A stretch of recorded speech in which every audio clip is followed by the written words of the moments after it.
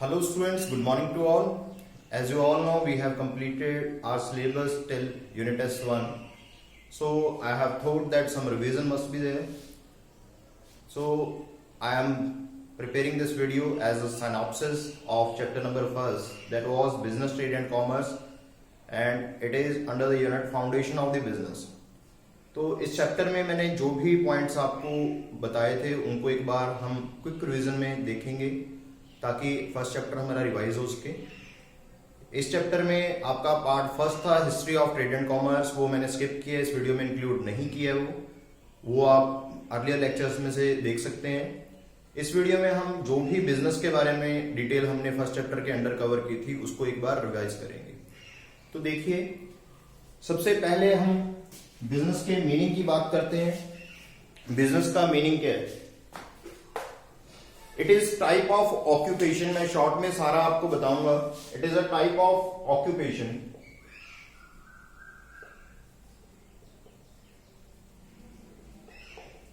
In which people are regularly engaged इन।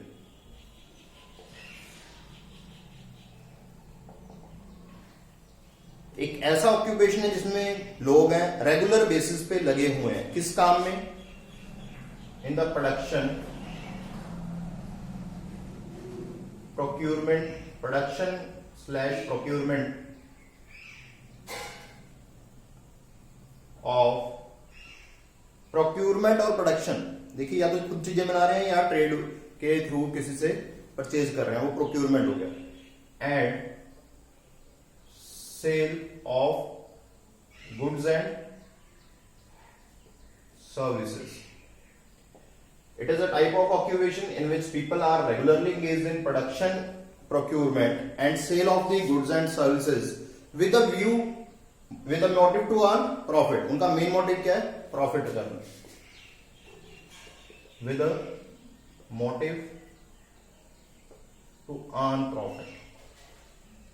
ये इसका meaning, business का मीनिंग है। अब बात करते हैं कैरेक्टरिस्टिक्स की। देखिए, बिजनेस, इससे पहले एक छोटा सा कंसेप्ट था कि कितने तरह की एक्टिविटीज होती हैं, इकोनॉमिक और non economic activity. Economic activities जो कि सभी पैसे से, मनी से रिलेटेड है, जिनमें कंसिडरेशन अवेलेबल होगी दोनों पार्टीज के बीच में, जो हम अपने मनी मोटिव से कर रहे हैं, प्रॉफिट अर्न करने के मोटिव से कर रहे हैं। जो भी एक्टिविटीज हैं apart from the profit motive को छोड़कर जो साइकोलॉजिकल सेटिस्फेक्शन के लिए हैं, वो सारी नॉन इकोनॉमिक एक्टिविटी थी। तो इकोनॉमिक एक्टिविटी के अंडर ये सारा चैप्टर हमने कवर किया था। फर्स्ट वन बिजनेस का मैं मीनिंग बता चुका हूं। कैरेक्टरिस्टिक्स, फीचर्स, वो आप इस मीनिंग से क्लियर कर सकते हो। देखिए, अगर मीनिंग पता आपको, वहीं से फीचर्स बनती हैं। फीचर में सबसे पहले अगर मैं पॉइंट्स की बात करूं, यहां पे फर्स्ट पॉइंट में लिखूं इकोनॉमिक एक्टिविटी है,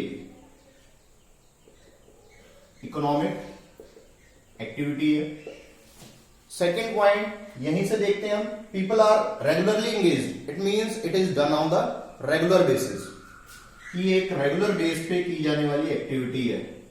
यहां से केस स्टडी मैंने बताई थी कि अगर कोई फ्रेंड है, अपने दूसरे फ्रेंड को कोई सामान बेच रहा है और उससे प्रॉफिट अर्न कर रहा है, आपको केस स्टडी पूछी जाएगी कि राम ने सोहन को अपना क्रिकेट बैट बेच दिया या अपनी बुक्स बेच दी और उससे वो प्रॉफिट अर्न कर रहा है, तो ये क्या बिजनेस कंसिडर किया जाएगा या नहीं?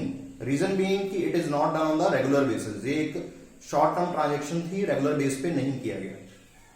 इसके बाद प्रोडक्शन और procurement of goods. Third one, production या फिर प्रोक्यूरमेंट। गुड्स या तो प्रोड्यूस की जाएंगी या प्रोक्यूर की जाएंगी। प्रोडक्शन मतलब खुद बना रहे हैं, प्रोक्यूर मतलब चाहे जैसे मर्जी अवेलेबल करवा रहे हैं, ट्रेड के जरिए या फिर किसी और वे से। Next, sale of the goods. ये थोड़ा सा स्पेस कम है इसलिए मैं इस साइड लिख रहा हूं। सेल और एक्सचेंज,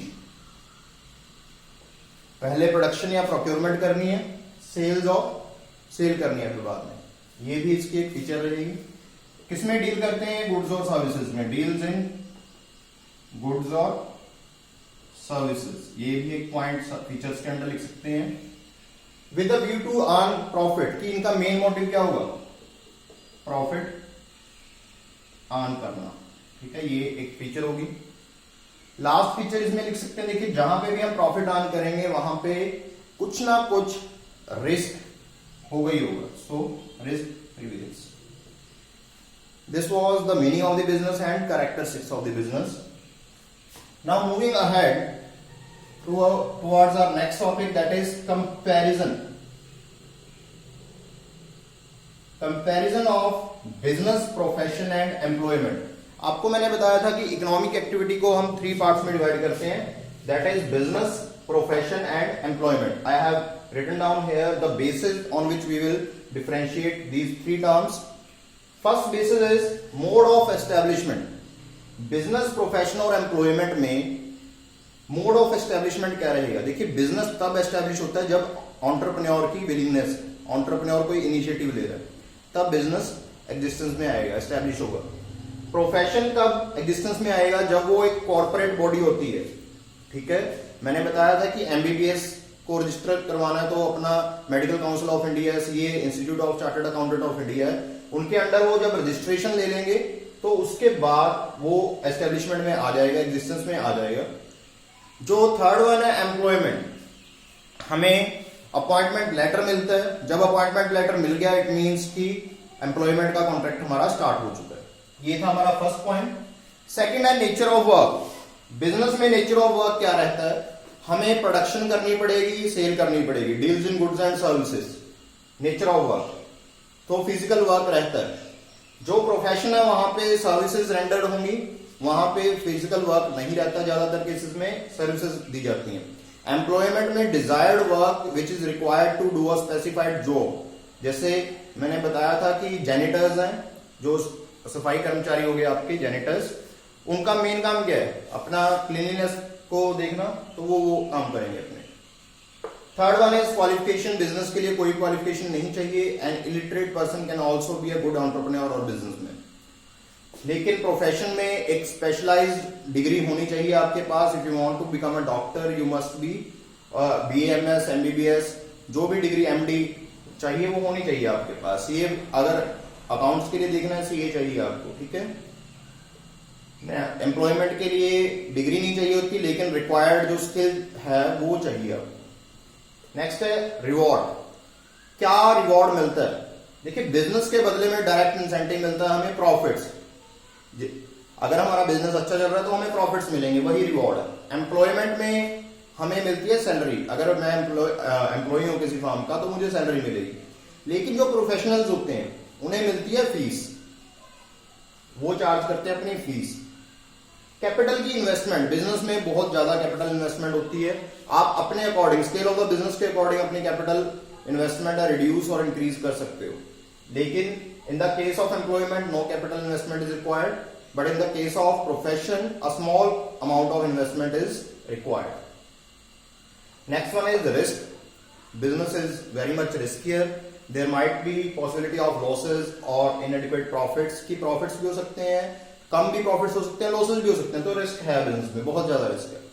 प्रोफेशन में एक फिक्स स्टेबल रिस्क है, थोड़ा रिस्क है। एम्प्लॉयमेंट में कोई रिस्क नहीं है, रिस्क है तो अपनी जॉब जाने का बस।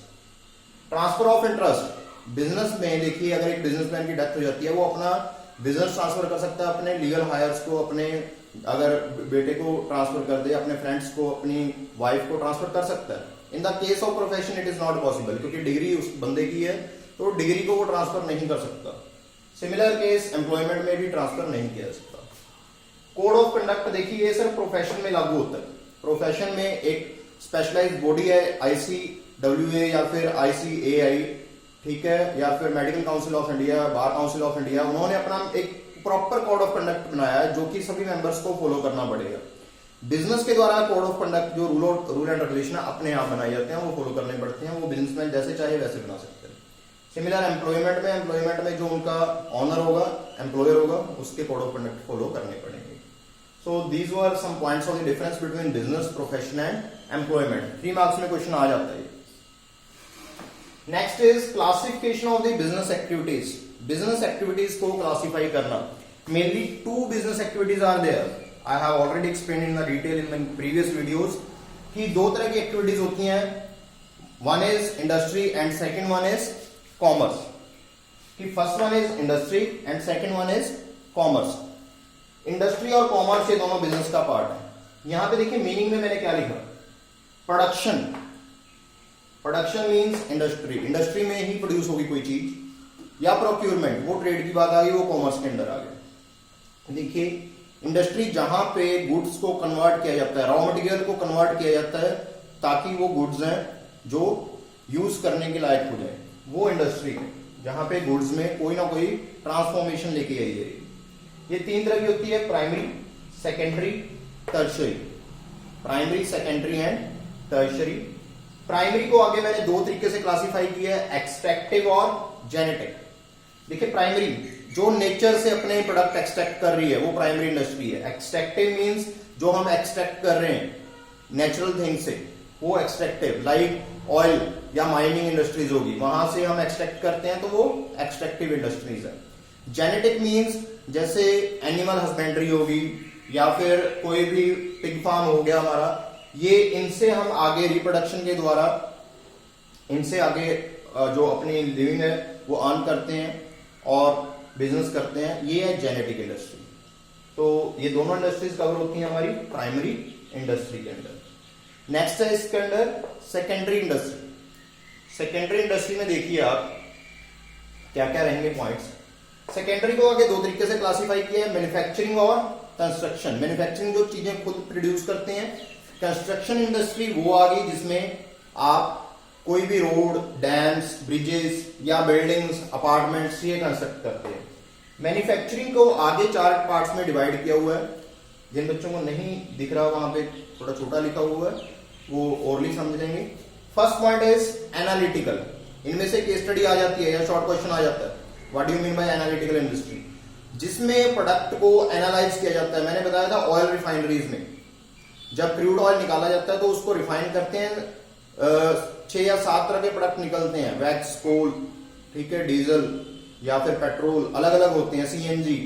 तो that type of industry is known as analytical, जिसमें हम एनालाइज करते हैं प्रोडक्ट को और उसके बाद प्रोडक्ट एक्सट्रैक्ट होते हैं। Second one is synthetic.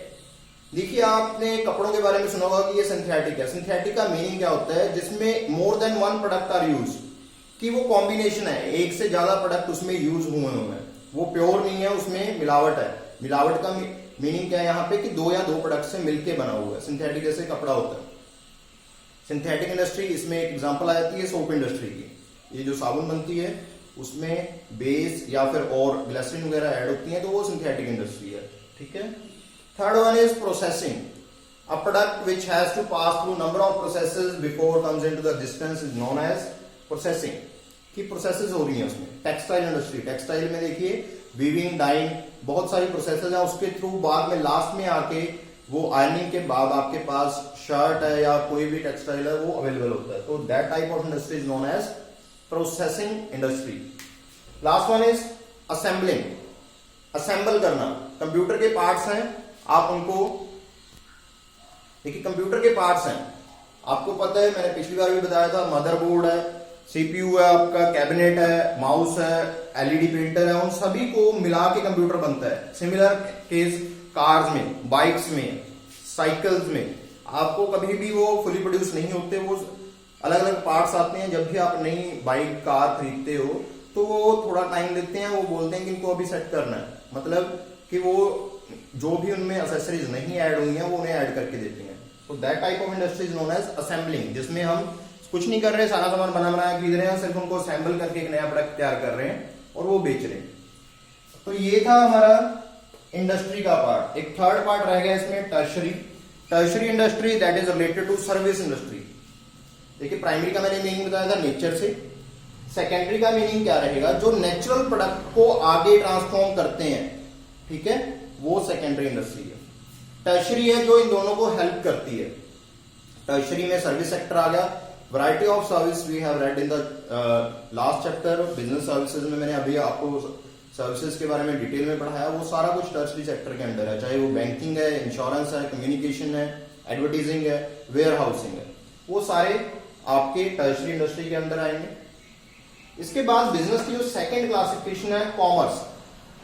देखिए कॉमर्स में क्या रहेगा, commerce includes 2 activities, trade and auxiliary to trade, जो इन दोनों के बीच में लिंक एस्टैब्लिश करती है कंज्यूमर और मैन्युफैक्चरर के बीच में। अपने आप गुड्स नहीं आ रही, उनके बीच में लिंक एस्टैब्लिश करना पड़ेगा। वो सारी एक्टिविटीज जो प्रोडक्शन से लेके कंजम्पशन के बीच में होंगी, प्रोडक्शन के बाद कंजम्पशन से पहले जो एक्टिविटीज हो रही हैं वो कॉमर्स की हेल्प से होती हैं। दो तरीके से क्लासिफाई किया मैंने, trade and auxiliary trade. Trade क्या है? गुड्स को परचेज करना और सेल करना। सिंपली यहां पे प्रोडक्शन नहीं आती, इंडस्ट्री में क्या थी? ट्रांसफॉर्मेशन थी। बिजनेस में ये सारी चीजें इंक्लूड हो जाएंगी, परचेज भी सेल भी। यहां पे सिर्फ परचेज और सेल आएगी गुड्स की। ट्रेड का मीनिंग क्या है? Purchase and sale of the goods. और इस ट्रेड को अगर किसी भी कंट्री में ट्रेड की बात करें, दो तरीके का ट्रेड हो सकता है। या तो उस कंट्री के बीच बीच में, इंडियन बाउंड्रीज के बीच में अगर हो रहा है तो that is known as internal trade. अगर इंडिया किसी दूसरे कंट्री से बाउंड्रीज के beyond the boundaries of the country जा रहा है, it means that is external trade. So trade is also classified in two types, internal as well as external. Internal को आगे दो तरीके से क्लासिफाई किया हमने, एक है होलसेल ट्रेड, एक retail trade. Wholesale large bulk quantities में सामान खरीदा बेचा जा रहा है, रिटेल छोटी क्वांटिटीज में। एक्सटर्नल ट्रेड, या बचपन से पढ़ते आ रहे हो कि एक्सटर्नल ट्रेड एक्सपोर्ट और इंपोर्ट, ये आपने स्टार्टिंग से पढ़ा कि एक्सपोर्ट एंड गुड्स हम बाहर भेज रहे हैं फॉरेन कंट्रीज में, इंपोर्ट बाहर से गुड्स को ऑन कंजम्पशन के लिए मंगवा रहे हैं। एक थर्ड पार्ट होता है इसका एंट्री पोर्ट, कि एक देश से, एक कंट्री से गुड्स मंगवा के दूसरी कंट्री में हमने एक्सपोर्ट कर दी। एक से इंपोर्ट किया, दूसरी में एक्सपोर्ट कर दिया, that is known as entry port.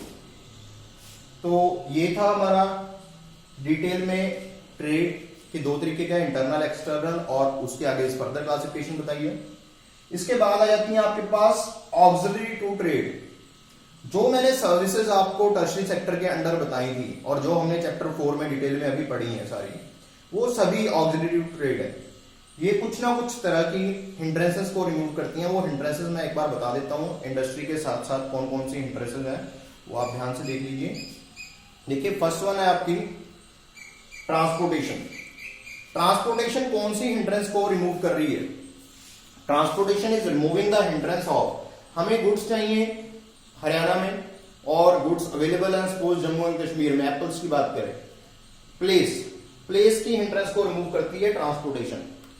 Where housing, देखिए आपको गुड्स चाहिए समर्स में, एसी समर्स में चाहिए, लेकिन प्रोडक्शन उनकी हो रही है विंटर्स में, तो उनको स्टोर किया जाता है। ठीक है, फ्रूट्स हैं उनको स्टोर किया जाता है, वेजिटेबल्स हैं उनको भी स्टोर किया जाता है। तो वेयर हाउसिंग हमारी कौन सी हिंड्रेंस को रिमूव कर रही है?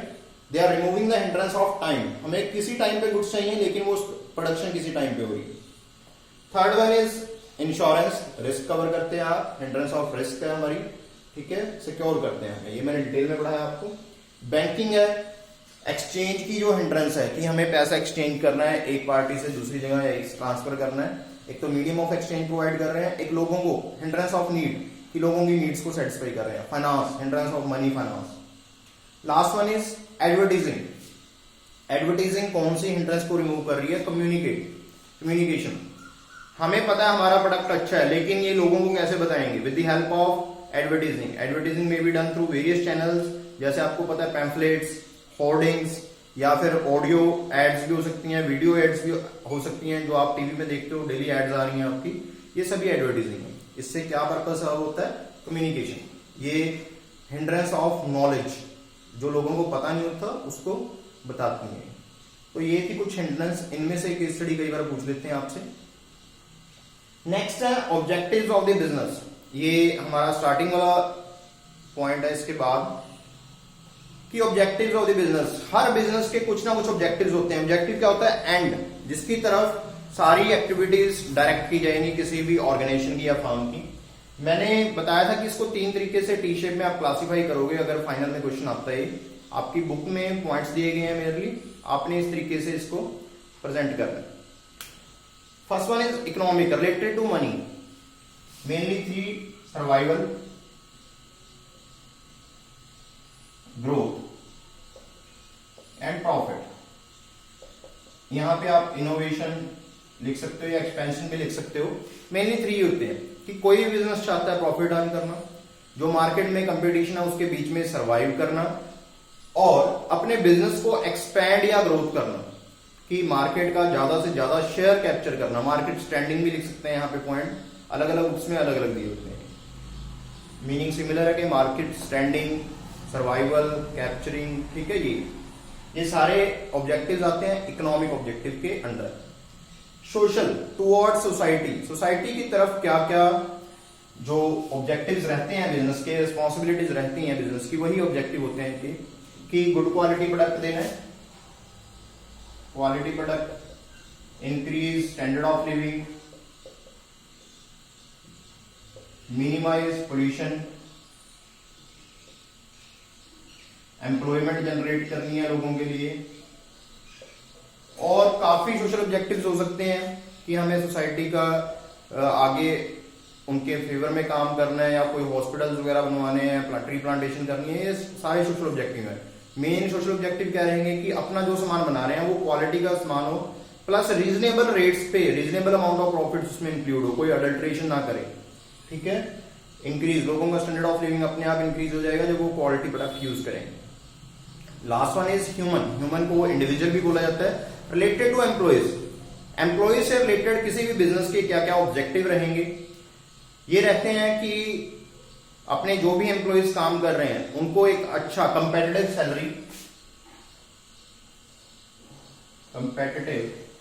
सैलरी, देनी, वर्किंग एनवायरनमेंट उनको बहुत अच्छा देना आपने, या फिर एक रिकग्निशन, पीयर रिकग्निशन, मतलब कि जब वो कोई अच्छा काम कर रहा है तो उसको शाबाशी भी देनी है, पीयर रिकग्निशन, ताकि दूसरे भी उससे एनकरेज हो कि आज इसको अच्छा स्टेटस मिला है, या फिर बॉस की तरफ से कुछ वर्ड ऑफ प्रेज मिले हैं तो हमें भी मिले, वो भी जरूरी है। अच्छी कंपेटिटिव सैलरी, उनके बच्चों के लिए स्कूल वगैरह अफोर्ड कर सकते हैं, उनका इंश्योरेंस वगैरह करवाया जा सकता है। एम्प्लॉइज के लिए जो जो बिजनेस करना चाहता है वो सभी बिजनेस के ऑब्जेक्टिव रहते हैं।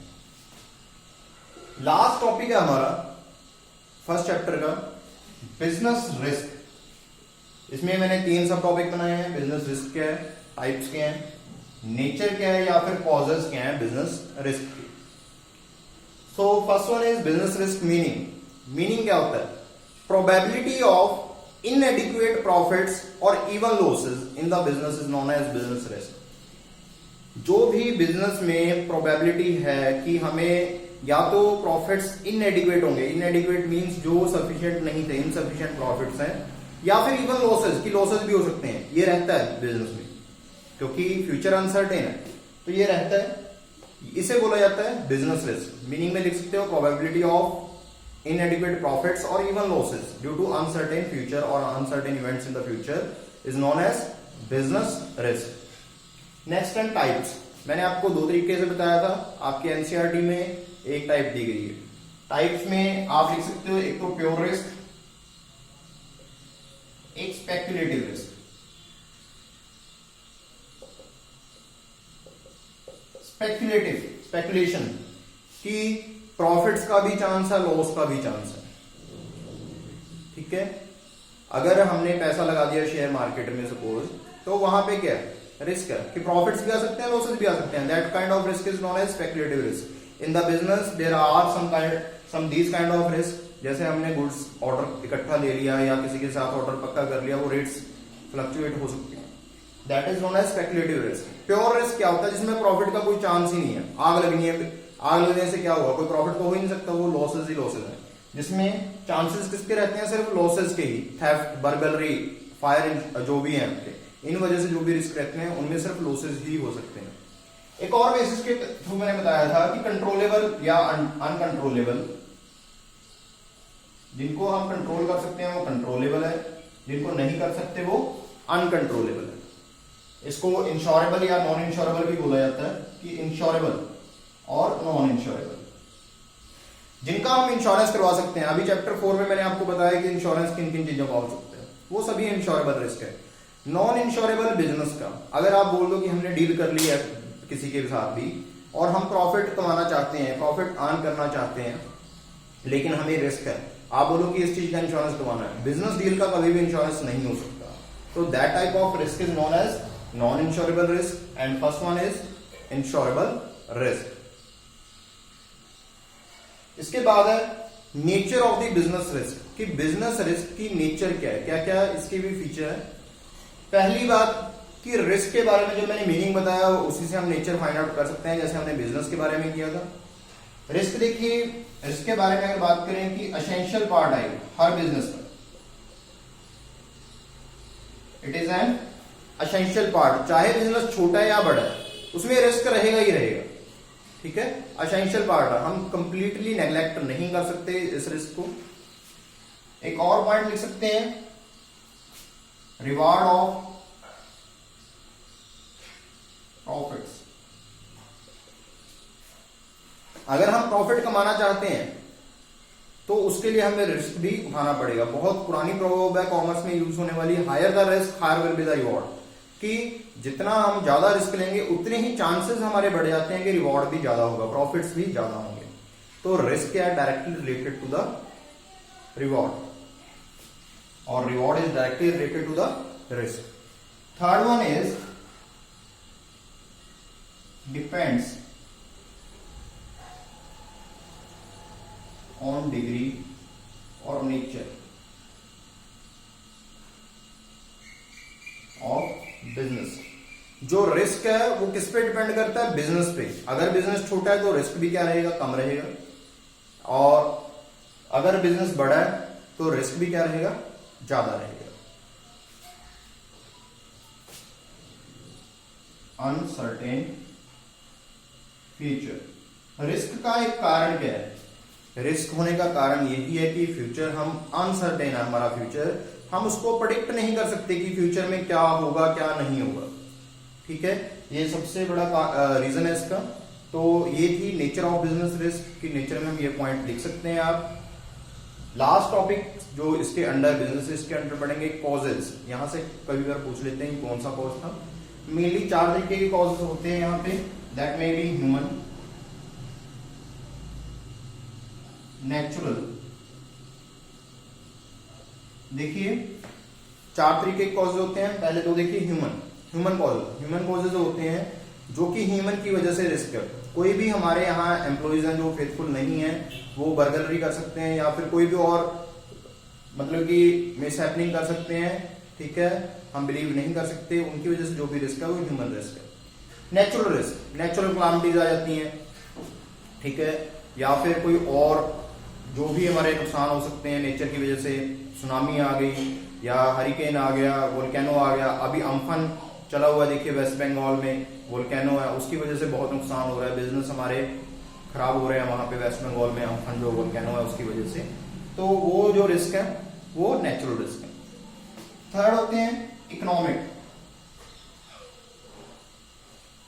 Due to the fluctuation in the prices, कि प्राइसेस फ्लक्चुएट होंगे, उसकी वजह से जो भी रिस्क है वो आपके कौन से रिस्क है, इकोनॉमिक रिस्क, कि डिमांड में कमी आ गई या फिर आपका सप्लाई मार्केट में ज्यादा होगी, कंपेटिटर आ गए, प्राइसेस में फ्लक्चुएशन आ गई, ये सभी कौन से तरह के रिस्क हैं, इकोनॉमिक रिस्क, इकोनॉमिक कॉजेस, ये सभी कॉजेस है। Last one is other causes. इस सभी के तीनों के अलावा और जो भी कारण रहेंगे, चाहे वो आपका मशीनरी का फेलियर है या कोई पॉलिटिकल डिस्टर्बेंस हो गई है कंट्री में, वो सभी किस में आएंगे, अदर कॉजेज में। तो ये था हमारा फर्स्ट चैप्टर। थोड़ा क्विकली हमने रिवाइज करने की कोशिश की है ताकि जो हमने अभी तक की है उसको यूनिट टेस्ट से पहले, आप एग्जाम से पहले एक बार रिवाइज हो उसकी। So synopsis video chapter number first, I hope कि सभी ने ध्यान से सुन लिया होगा, इसको सभी को समझ में आ गया होगा। तो आज के लेक्चर में बस इतना ही। With this, thank you, signing of.